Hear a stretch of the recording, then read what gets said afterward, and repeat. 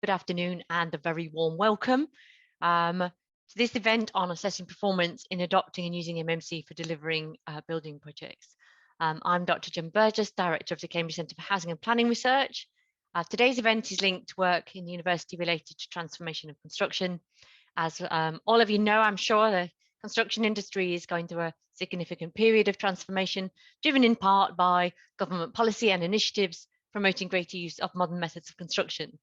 And to better assess the industry's shift towards the use of MMC, the government has embraced the concept of pre-manufactured value, PMV, so a form of performance evaluation metric which captures the proportion of off-site construction as a percentage of total project budget. Little is yet known about the implementation of PMV in practice, and that's what today is all about. So thank you very much for participating in today. Just a bit of housekeeping that the event has been recorded, and please stay on mute until you join the discussion, and use the raise hand function or the chat box for any questions. So today's discussion brings together industry experts to talk about the concept of PMV as an evaluation metric, and who better to chair such a discussion than Mark Farmer. So a very warm welcome, Mark. I'm sure most of you know already, but Mark is CEO and founder of founding director of CAST. He has 30 years experience in construction and real estate and is a recognized international commentator on a variety of industry and policy related issues. Mark authored the Farmer Review, an influential 2016 independent government review of the UK's construction labour model entitled Modernise or Die. And in 2019, he was appointed as the government's champion for modern methods of construction in house building. And Mark is a member of the Construction Innovation Hub Industry Board, the Construction Leadership Council Senior Advisors Group, a board member for Construction Scotland Innovation Centre, national co-chair of Constructing Excellence, and is a trustee of the Moby Educational Charity. Mark is also an honorary professor at the University of Salford School of Built Environment and holds honorary doctorates from the University College of Estate Management and the University of Wolverhampton. So in the midst of all that great business, thank you very much, Mark, for taking the time today, and over to you for a few opening remarks before our first presentation. Thank you, Gemma, and good afternoon to everyone that's joined.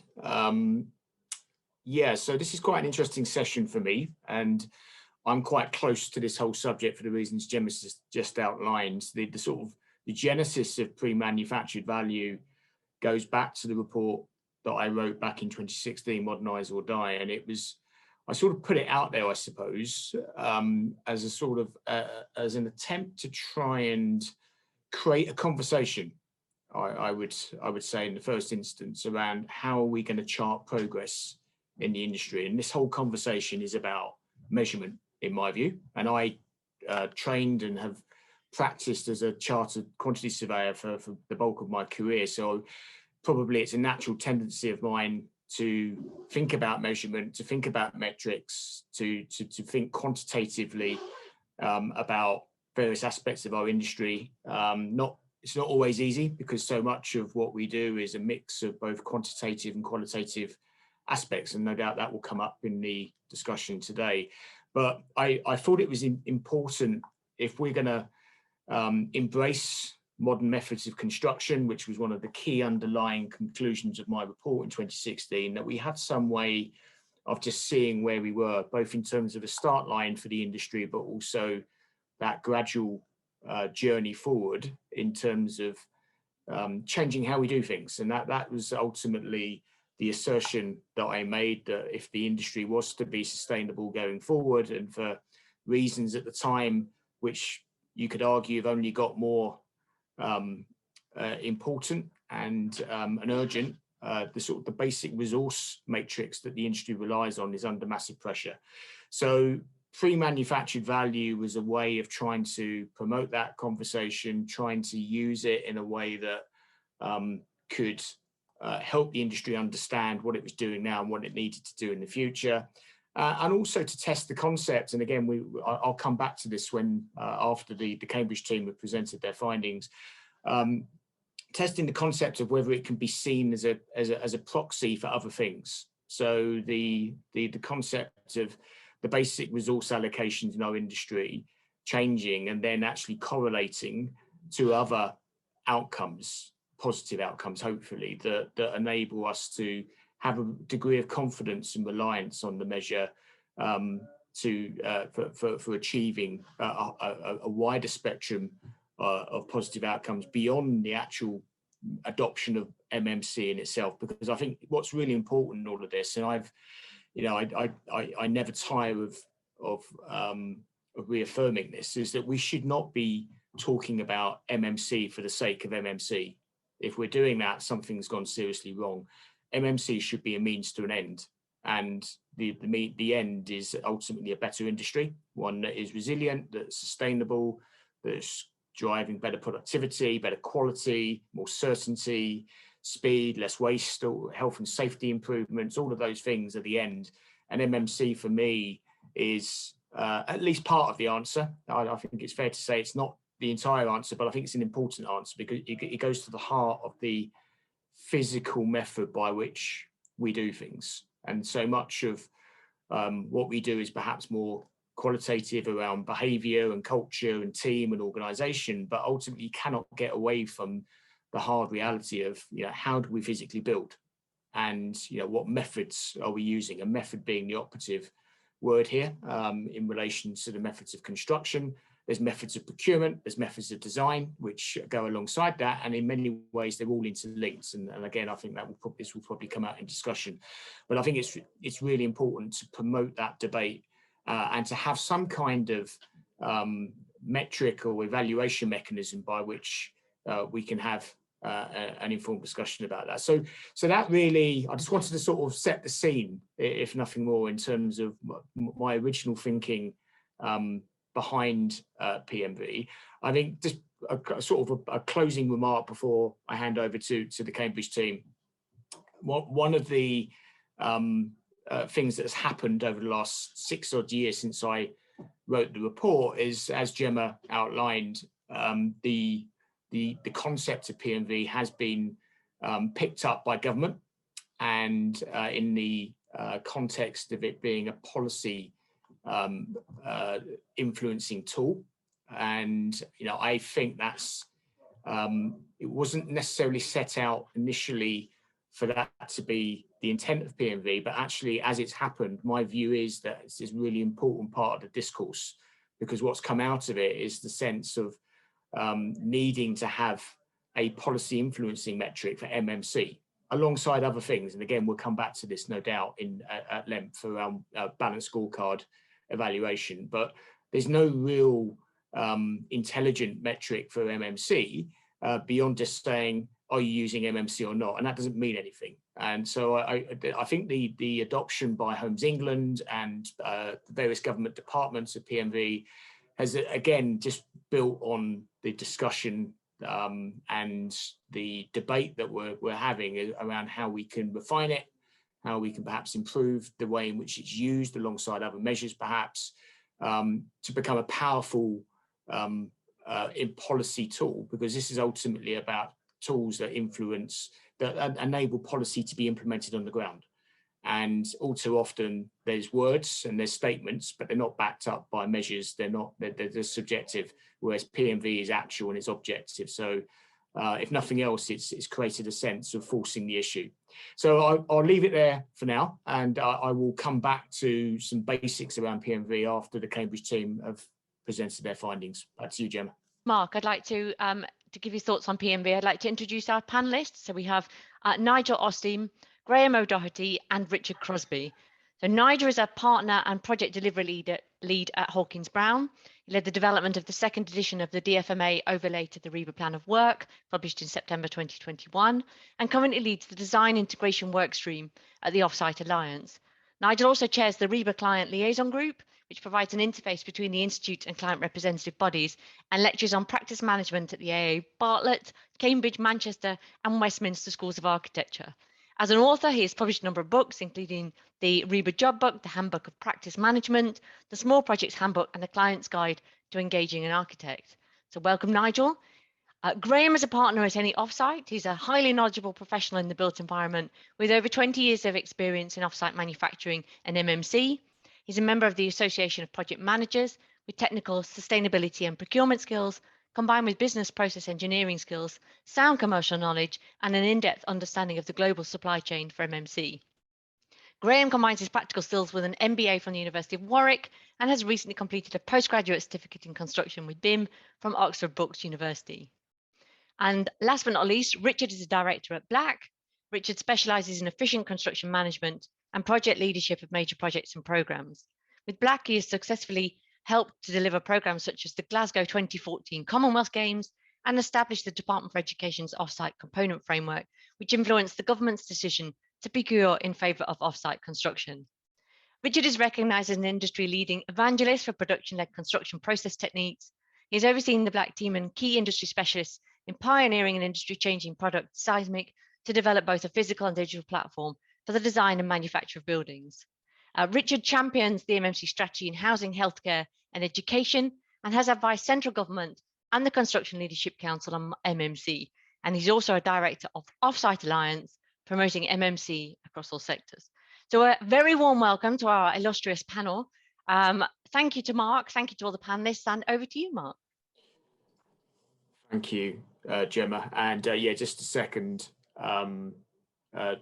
Gemma's comments there in thanking the panel, Graham, Nigel and Richard, all specialists in their own right, and I absolutely respect their opinion and look forward to their observations when we open this up to a bit of a panel debate. But just to sort of kick things off, one of the things we thought would be useful was just for me perhaps just to go back a bit in the sort of PMV story, if you like, and to clarify the sort of thoughts around the function and purpose of PMV, and putting that in the context of what you've just heard in terms of the conclusions from the research. Clearly, the research is qualitative and as such relies on opinions from across the industry, and what you've just heard and the conclusions from it, in many respects, I'm not surprised by, and I'm not I was expecting that divergence of thinking, because I think that's healthy. I think what we need to have is a rigorous debate about where PMV sits in the process of driving the industry forward. But hopefully I can get the IT to work, and I just want to share some thoughts from me, which I've prepared. Hopefully, can you see that? Can you see my slide? Yes. Right. So just starting with the what.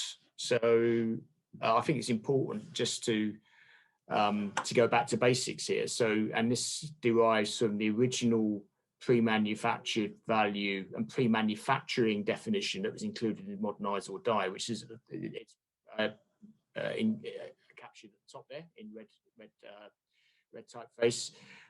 So effectively, pre-manufacturing is the all-encompassing term for the various processes that happen prior to final installation at the final work phase on a construction site. And that's a really important definition to unpack, because lots of people assume that pre-manufacturing equals off-site manufacturing, and it doesn't. And the clear capture here, or the intention here, was to capture not just off-site manufacturing, but near-site and on-site manufacturing.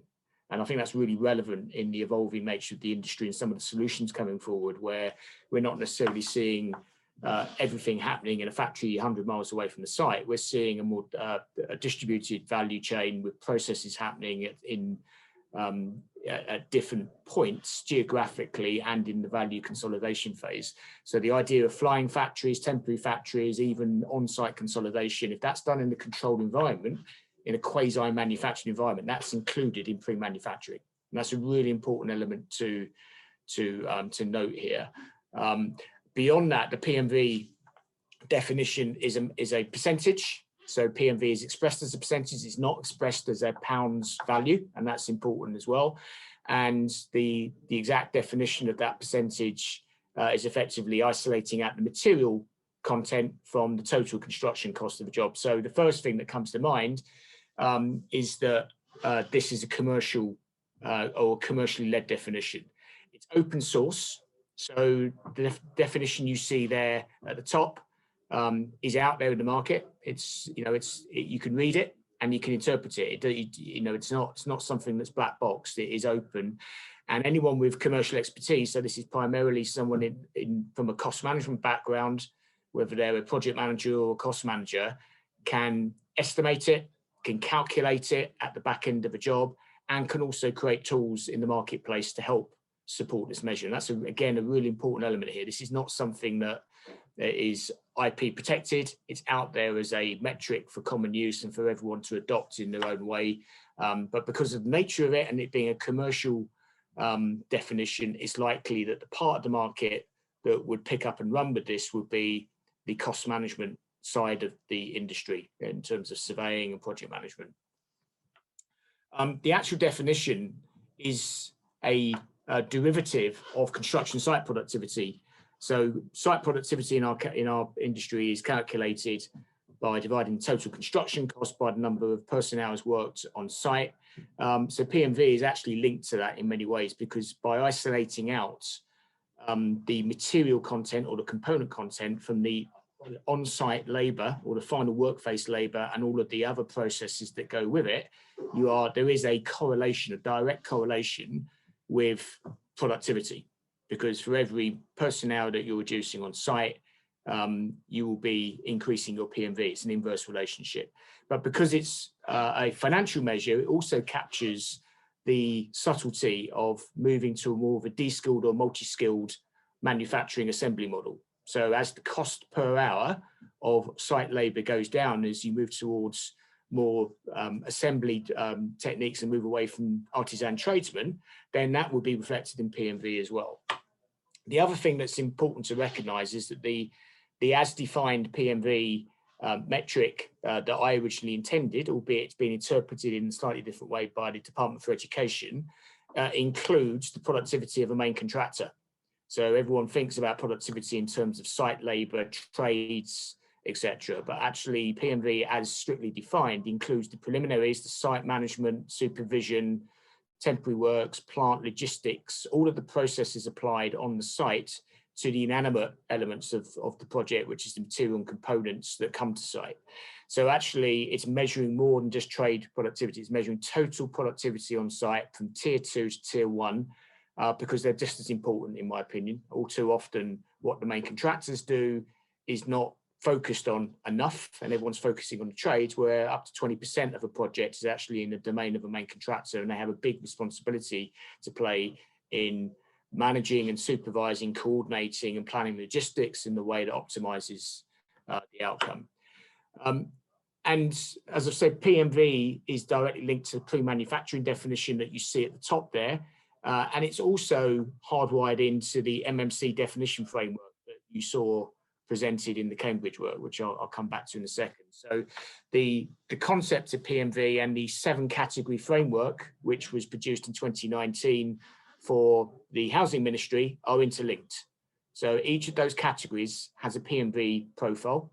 You can influence the relative split between materials and on-site processes by adopting each of those categories, and the impact of that has different Pmv values.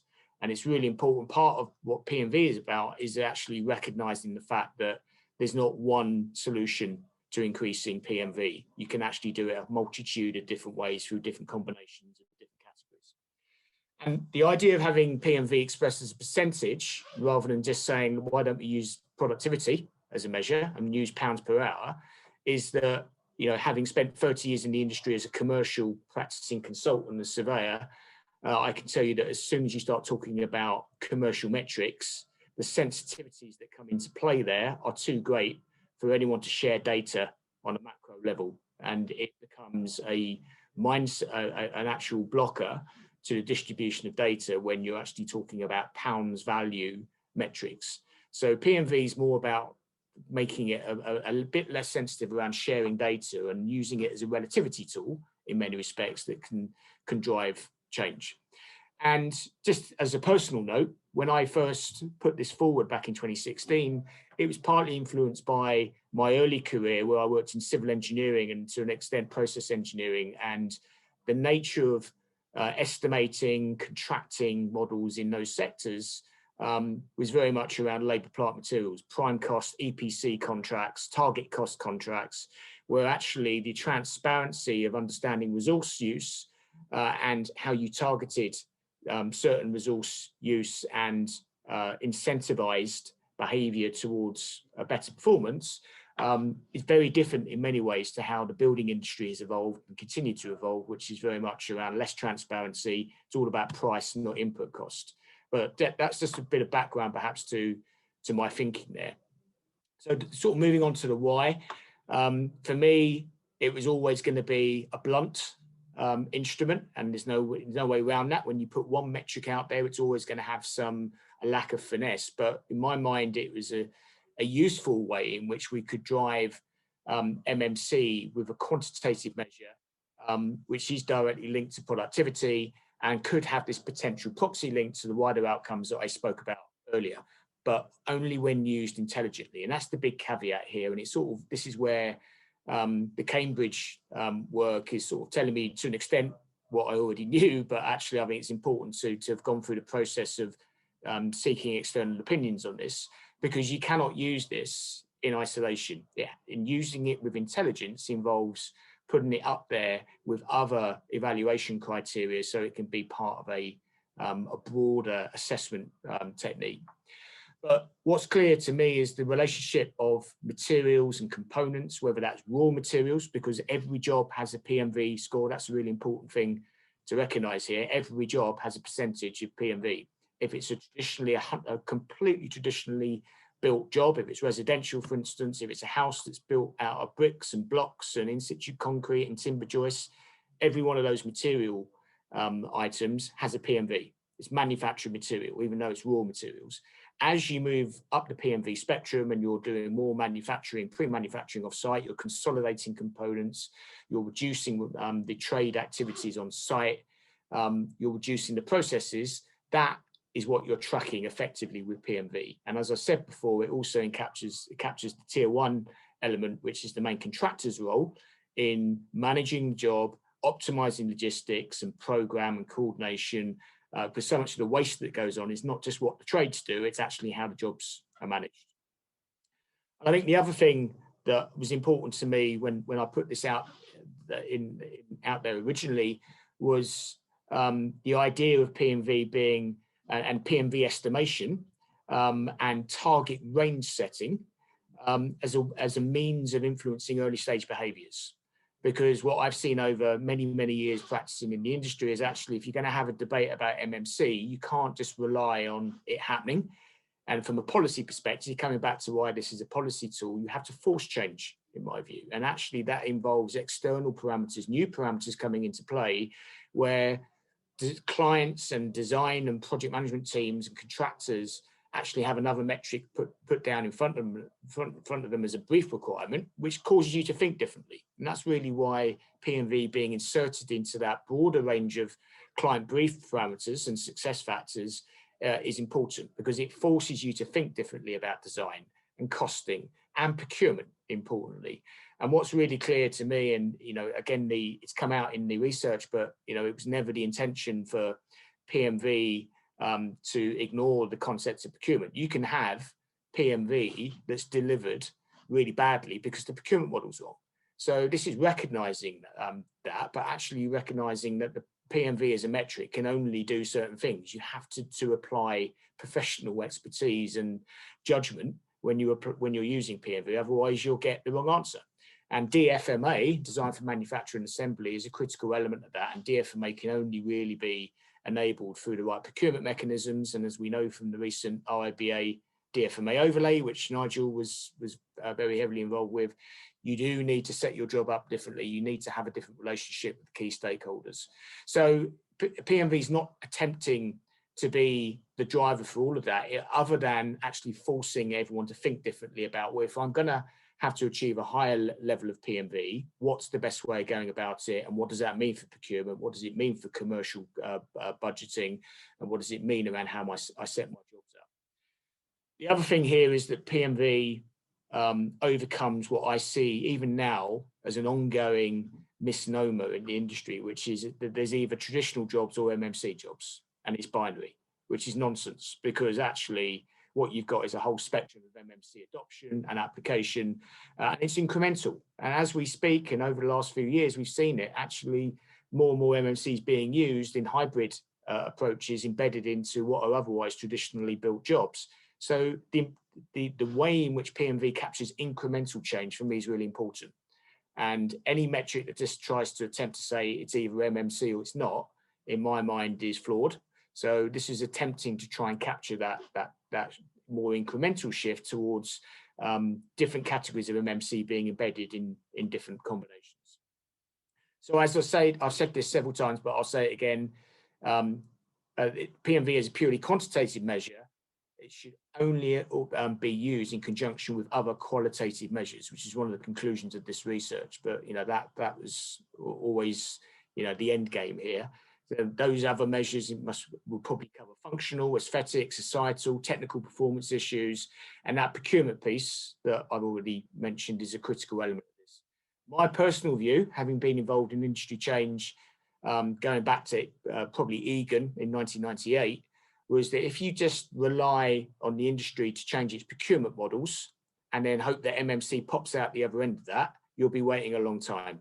So Pmv for me was a way of reversing that whole change debate and saying, look, if you drive on Pmv as your primary axis, the procurement will follow.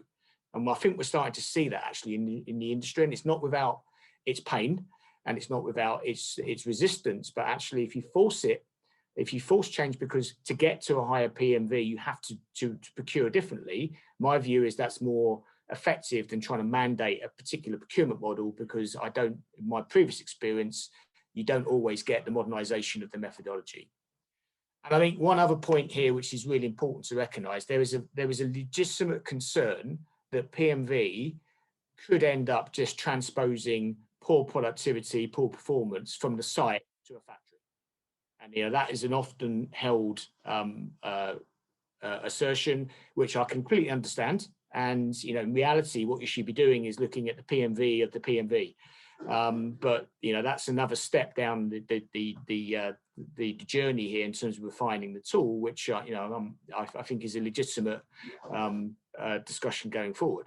But for me as a QS, what I see is that if there was poor productivity work in a factory being forced by increasing your Pmv, and you were taking jobs off site and then just putting them into a factory and then doing that in a poor productivity way with a factory roof over it, it would be so expensive, no one would actually use those approaches. So there's a commercial sort of self-calibration here, which I sense will drive the market towards the best answer, because no one's going to pay for Pmv if it's too expensive. And it'd be nice to think that we're all procuring for value, to coin a CIH phrase. The hard reality is most clients, and particularly in the current circumstances, are still very CapEx sensitive. So if your Pmv is not being achieved in a way which is commercially competitive, which implies productivity in the factory and the refinement of your commercial offer, it isn't going to happen. And just to sort of put this in pictorial terms, and my work is in the residential sector, so I can't speak on behalf of other sectors like education, where perhaps Graham, Nigel and Richard have got more experience. But if you were to look at Pmv in the residential sector as a proportion of spend, that a traditional start line is about 40% Pmv. So 40% of a residential project, rough and tough, is materials. 60% is on-site labour, main contractor preliminaries, plant, temporary works, logistics, etc., etc.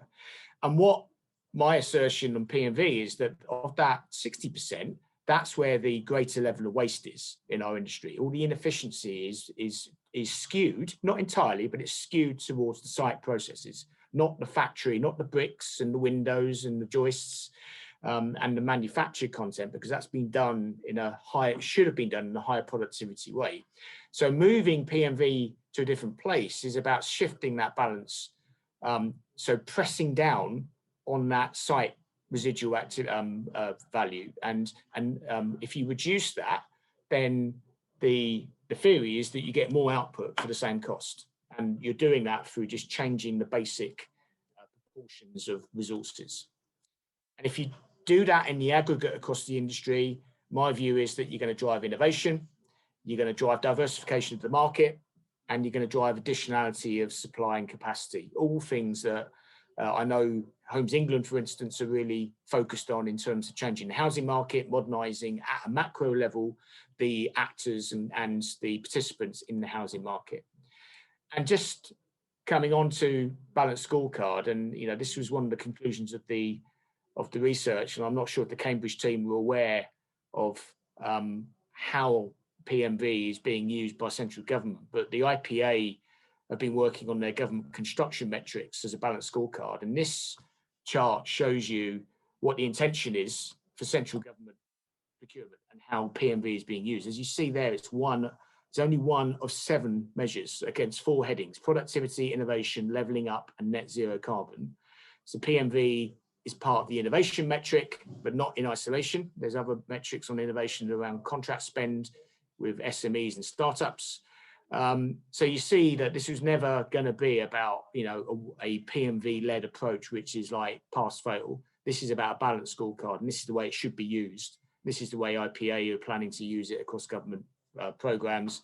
And, for me, that starts to address some of the concerns about driving inadvertent outcomes.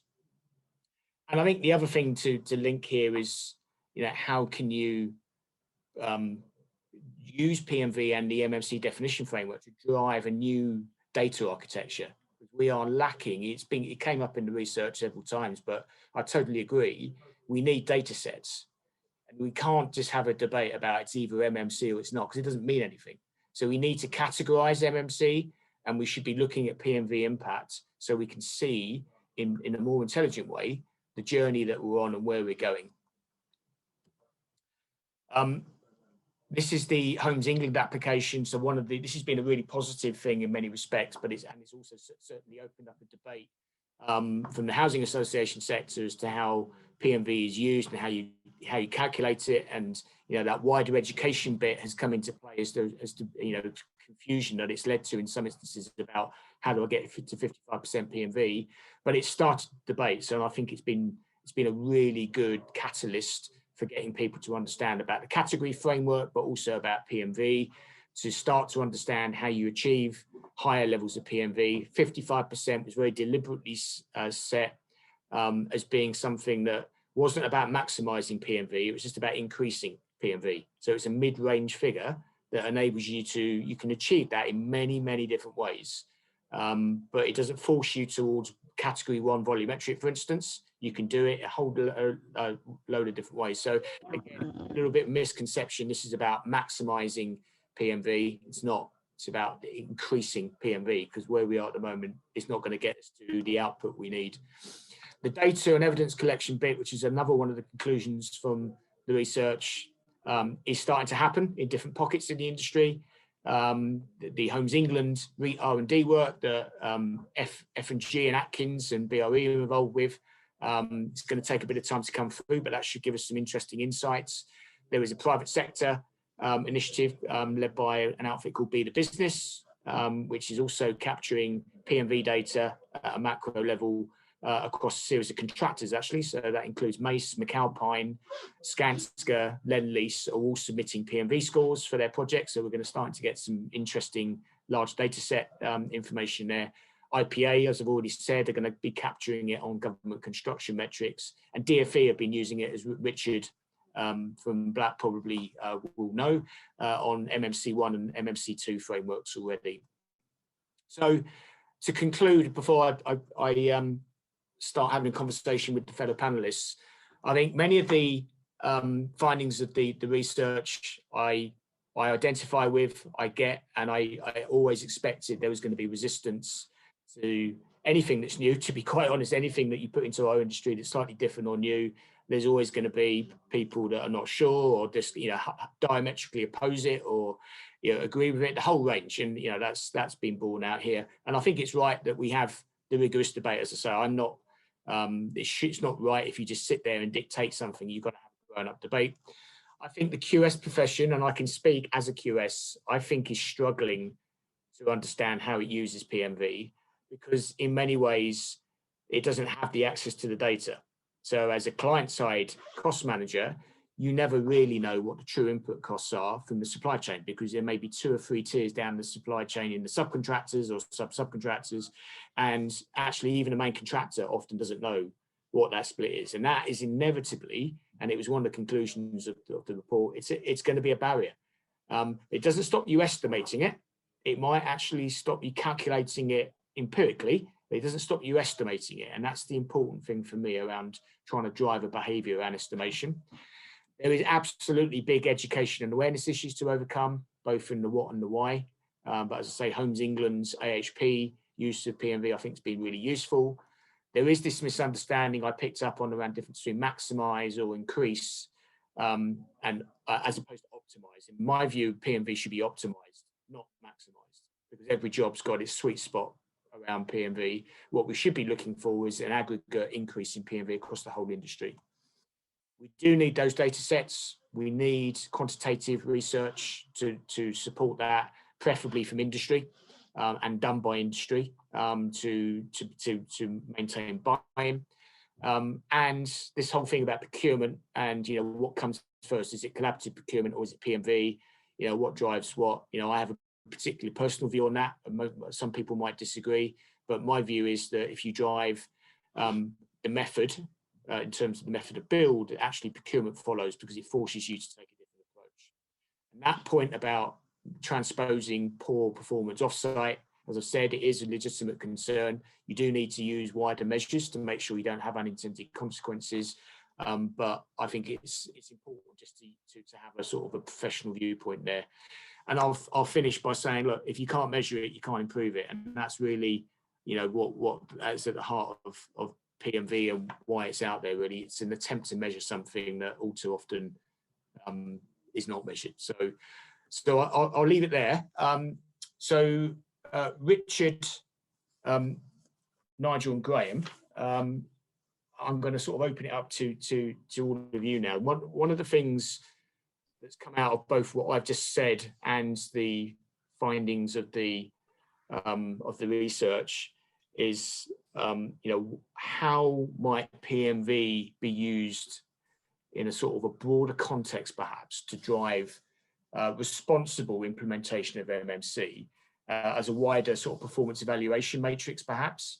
And I'm just keen to sort of get your initial views on that in terms of, you know, where does PMV sit and how should it sit alongside other metrics? So Graham, I'm going to come to you first and see what your views are on that point around context of PMV. Okay, lovely. Thanks, Mark, and hello, everybody. It's a real pleasure to be here and to be part of this panel. And I've had some experience with PMV recently, particularly in healthcare sector, as well as the residential sector. And one of the areas that I've noticed is really missing is with the Department for Health and Social Care, they have set a target of PMV, and it's very focused on achieving that target. And I 100% applaud you, Mark, for the getting the right balance of PMV rather than trying to maximize. And I'm not convinced that having a set target for PMV is the right thing to do at this stage. I think we're too early in the process of people adopting it as part of their management plan. As a project manager, I would say, if management plan, your vision, your goals, your objectives, you're never going to achieve what you want to achieve. And so I think it needs to be embedded within REBA 0, REBA 1, where you've got the project management plan, and if it doesn't start there, it won't permeate through the rest of the design team. And one other area that I think is really quite important is that as a QS, Mark, you're probably really good to answer this, but the NRM new rules of measurement that are used by RICS, they really don't encourage the use of offsite or PMV. It almost doubles the workload of a QS to say, well, what happens if we introduce, instead of being 40% PMV, we want it to be 55%, you've got to do 2 cost plans in order to come up with that. So I think that's something which is which really needs to be resolved. Thank you, Graham. Yeah, I absolutely on the target setting piece, particularly, I'm not sure how it's being used on the NHP, but if that is, driving the wrong behaviour around, firstly, if there is a target, should it be a target versus a range? If it is a target, is it set at the right level? And does it drive unintended consequences? I totally agree with that. Agree with the PMP point, in terms of early stage briefing, embed it. And yeah, absolutely on NRM. I did have a conversation with the RSCS about whether there is some way in which they could embed Pmv or an equivalent, didn't have to be Pmv, around offsite charting offsite, but it didn't get captured in the latest NRM revisions. And RSCS, to be quite honest, have had their own issues that they've been haven't they just? Can I ask the same question to Richard Crosby, just in terms of point on context? No problem. I think you summed it up very well, Mark, in terms of your explanation of where it came from and what it was intended to do. I think it was a good timely reminder of that. I think the whole PMV thing is a fantastic tool to encourage market take-up. And I slightly disagree with Graham on a couple of points on the fact that it's a blunt tool to create and change behaviours. It's not a detailed metrics that we've got to minutely manage. It can be used. I think there's perhaps different levels of measurement that are needed for different organisations and where they are on their journey, potentially, that we can look at. PMV is a great tool for when you are starting on that journey. In terms of the hospitals programme, when they started setting their targets, they didn't know where to begin. They didn't know where to start. So they used a range originally. I think the figures have got skewed and they wanted to make it simpler, which has started to cause the problem. I know because I was involved in it, but it has changed behaviours. It is pushing it. Yes, there's a lot of people don't understand it, and it becomes a black and white tool, but you're always going to get that. But the bigger picture view is it's starting to change behaviour. It's making people think about it a little bit more.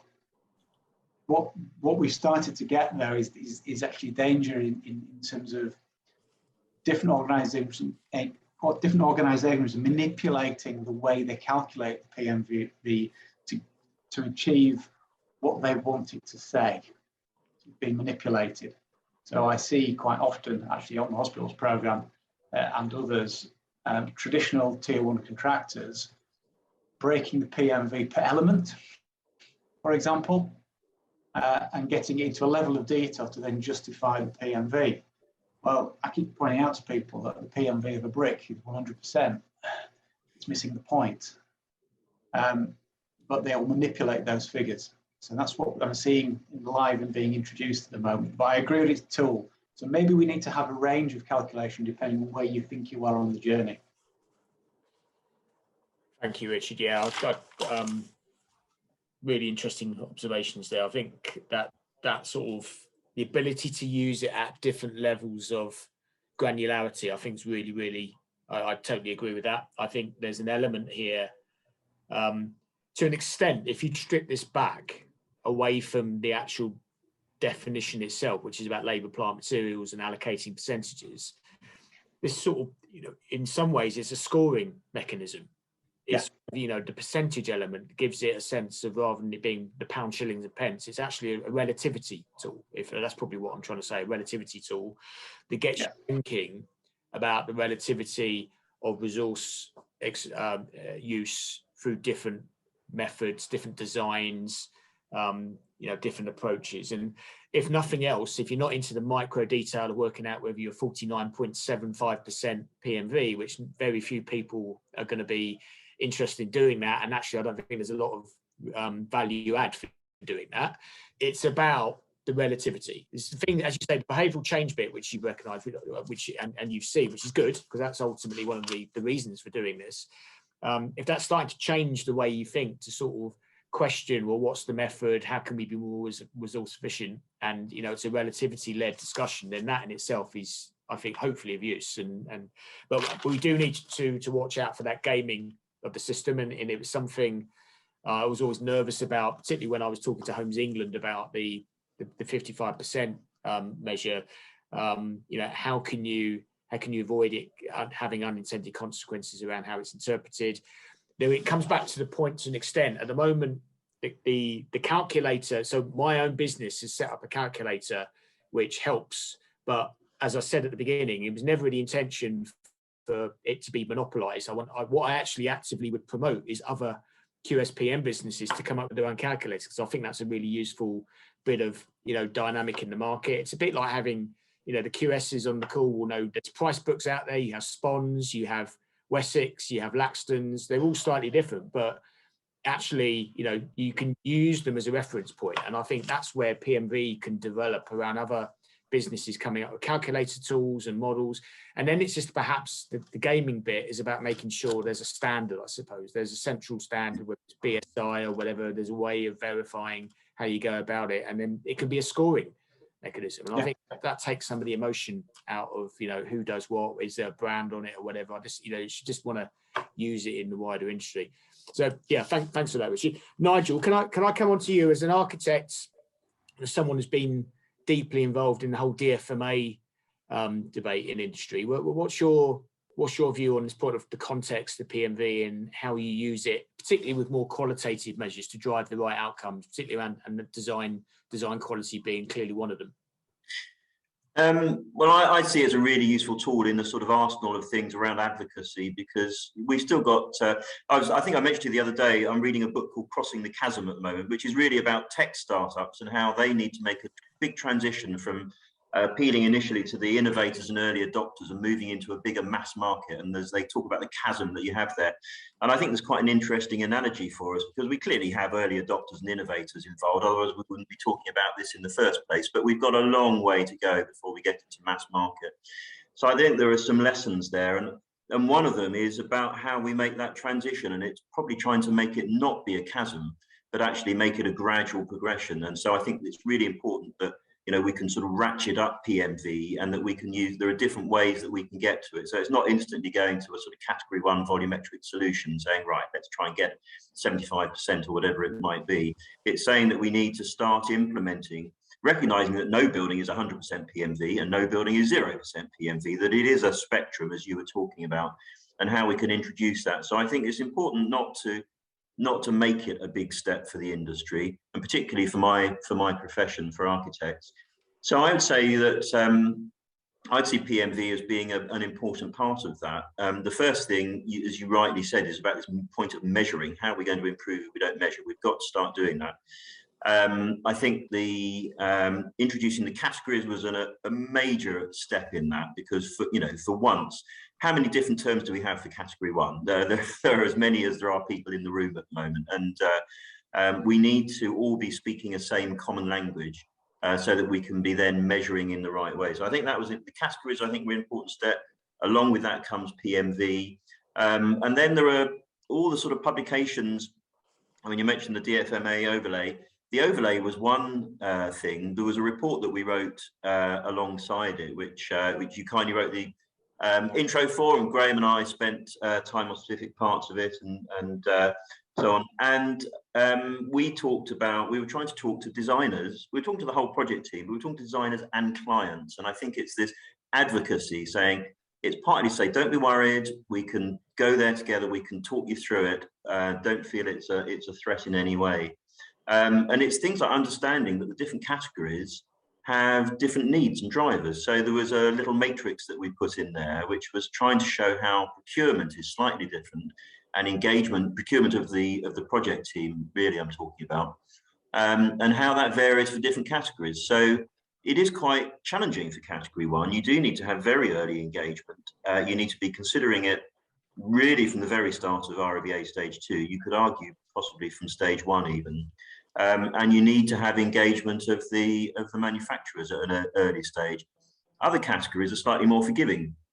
Category 3 in particular, I think you can introduce really quite late on, and to some extent category 5, particularly when it's around facades and so on.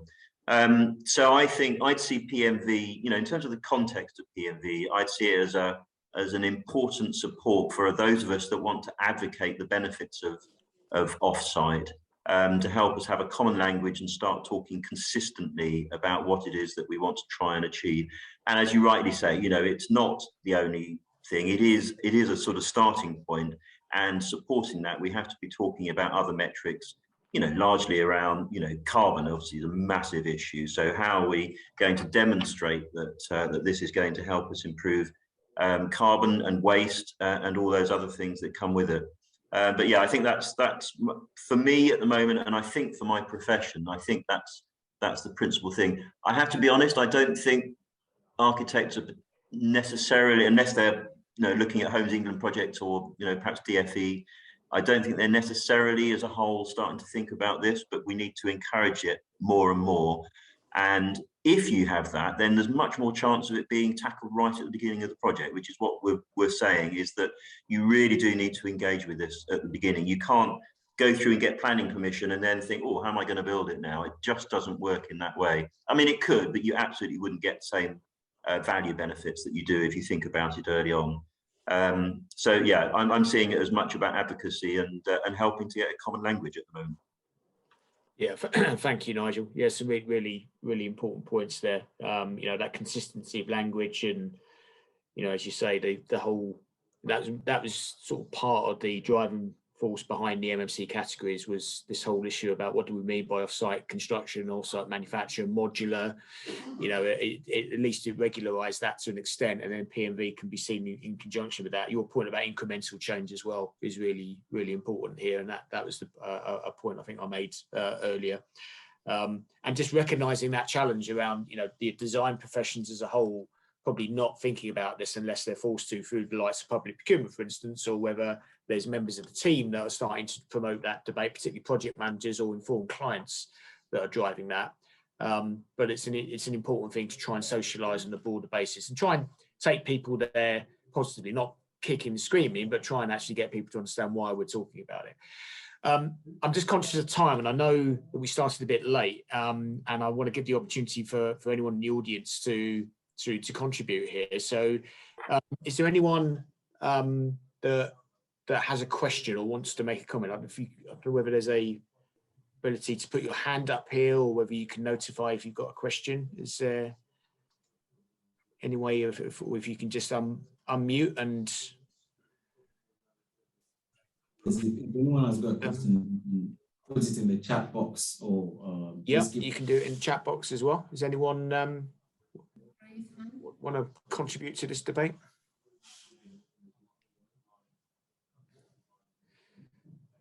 Don't be shy.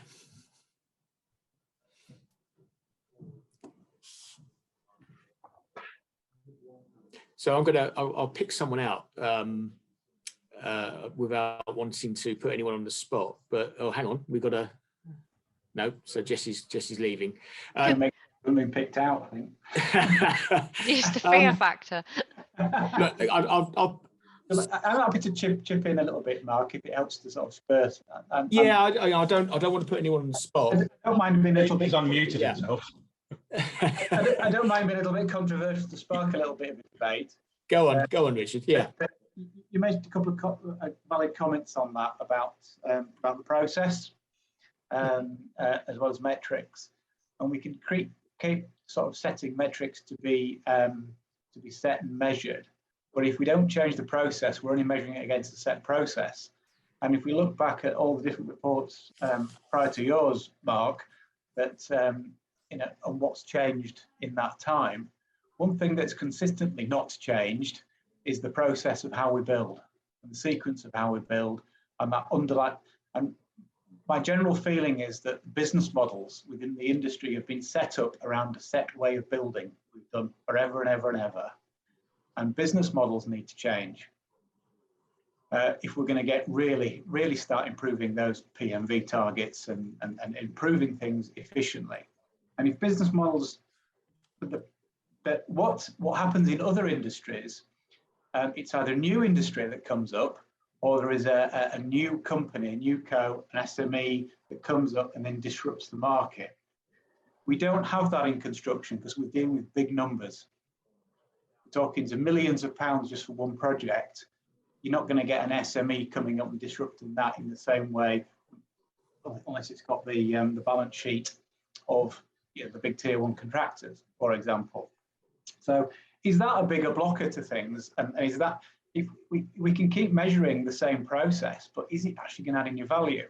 And how do we change that process? Because we know there's better processes out there.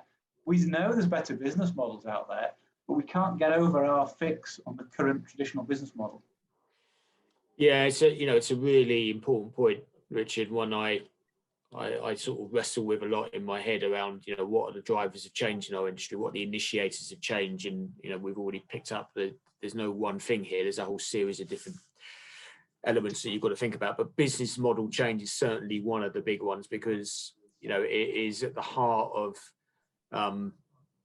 the incentive to use MMC is linked to your basic commercial model, but operational model as well. And so many businesses have got a set way of delivering, which is driven by the pre-existing market, which is slow to change. So it acts as a glass ceiling on the velocity of change, in my opinion.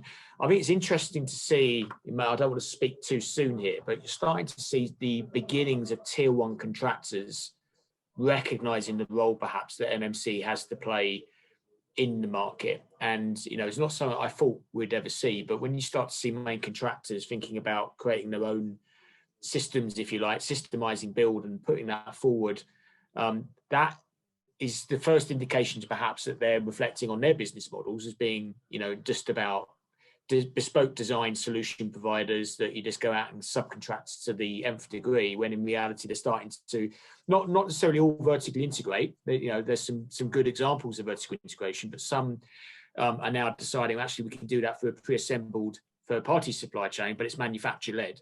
And I think you need to have that kind of level of change. You actually need the same with consultants. You need the same across all of the stakeholders to make that change happen.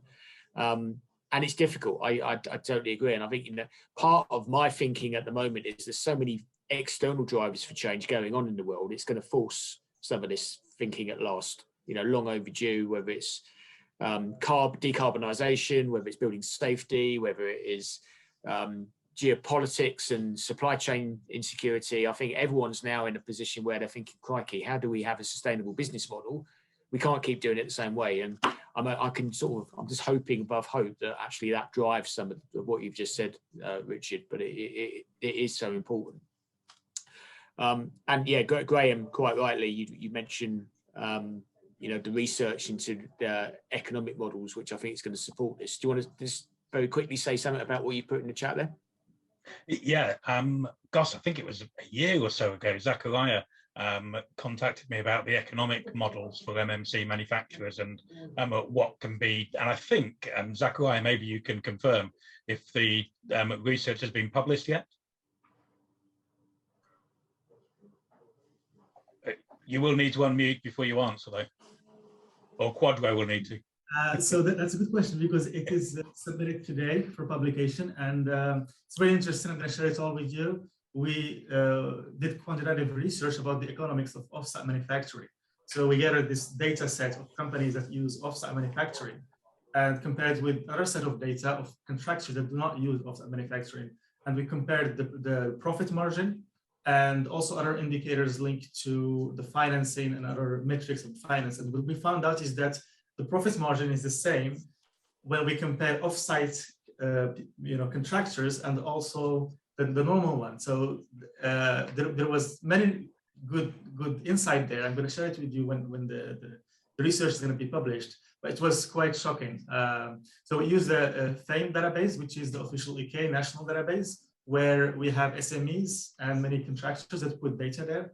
And yes, it's going to be probably published in the next weeks, and I'm going to share it with you. But what we find is offsite is not that different in terms of profit as conventional, at least the way it is implemented right now, because it's about what is currently done.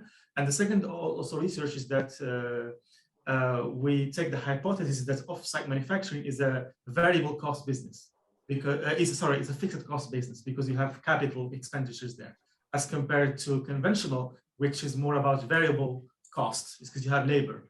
And again, surprisingly, we find that the business model right now of offsite manufacturers is more closely to variable costs businesses rather than fixed cost businesses, which was also very surprising.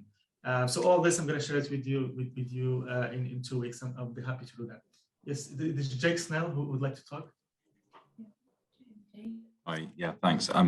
Really interesting sort of stuff. I just on the point, I guess, with Homes England of obviously driving the sort of 25%, which is great. So there's the carrot and stick. But I wondered if what the sort of panel's opinion is with turning it from a kind of a carrot, you know, to the stick and in legislation or planning policy, and what the barriers could potentially be there. Mark, you made reference about sort of the big players are starting to actually change their opinion and shifting towards that, seeing as the positives. And you made mention there again of the sort of the financials that are coming out quite positively at the moment. But what do you see as the barriers there?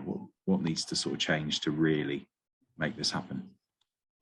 Yeah, so I think, you know, that whole use of PMV as a stick, you know, i.e. mandating it, you know, because even the AHP provisions is not actually a mandate. You know, it's an either or. You can use category 1 or 2 or 55%, and the 55% PMV is actually an incentive. So it's a carrot, because it's actually a route to a higher level of grant. Yeah. It was deliberately put there as, you know, you're not going to get any money from the AHP unless you do 55% PMV. And that was probably for good reason, in that Department of Housing and Homes England were nervous that it would drive unintended consequences, which is really the sort of subject of this entire debate. But I think a part of it, Jake, is this down to the appetite from politicians to drive the policy. And, you know, if there is a real sense that, you know, MMC is not happening quick enough, then you'll get more appetite for more interventionist measures where PMV is used in more of a stick sense than perhaps an incentive carrot sense. And I just think we need to be, you know, we clearly need to be careful for the reasons we've debated on this call, but there's certainly headroom for it being used in a more muscular way, perhaps. But, you know, the one debate I have certainly with DLUC more than anything else is making sure you don't drive demand for MMC beyond the competent and capable capacity of the market, because that's when you get problems. If you overstretch the market and you drive everyone towards a solution that the supply chain is not able to deliver at, you know, competently and with high quality, then you're going to get drama down. We don't want a repeat of past failures in the industry. So I think there's a sort of a constant market making element here that we have to do, and we have to go at the pace in which the MMC market is maturing. And you've got technical standards, you've got a whole load of other issues that need to evolve. Building regs, in my opinion, need to evolve because they're not fit for purpose in many respects. And I think if you look at that as a sort of a composite set of measures, then I think there's a really interesting way in which government can continue to keep its foot on the gas, if you like, to drive that pace. I'm conscious of time, and I'm conscious we're 5 minutes over our deadline, and so I think I'm going to have to close it now. And so we didn't have perhaps time for more questions, but I'm hoping that was of use as a sort of a more general discourse around this subject. You know, I'm really keen for industry to keep debating this and to keep trying to, you know, I know wrestle with it to an extent, because it's not an easy thing to get our head around. But the more we can talk about it and just open and be honest about, you know, how we should use it and how we should improve it, then I think that's a positive thing. And I commend Cambridge and the team for the work they've done in just sort of pushing this whole debate forward. So thank you for that. Gemma, did you want to add anything in closing? Otherwise, I think we're done. Just to say, yeah, thank you very much, Mark. Thank you to the panelists and thank you to the team for presenting. I'm sure the team are very happy to take questions and discussions offline. So emails, etc. to follow. So please do follow up with us. It's just one component of a bigger piece of work that we're very keen to keep driving forward and to collaborate on. So, you know, I just end by saying let's keep these conversations going, and to thank you all very much for joining us today. And I'm sure we will see you all again soon at something similar. Thanks everybody. Thank you very much. Thank you very much. Thanks a lot. Thank you. Thank you. Thanks all.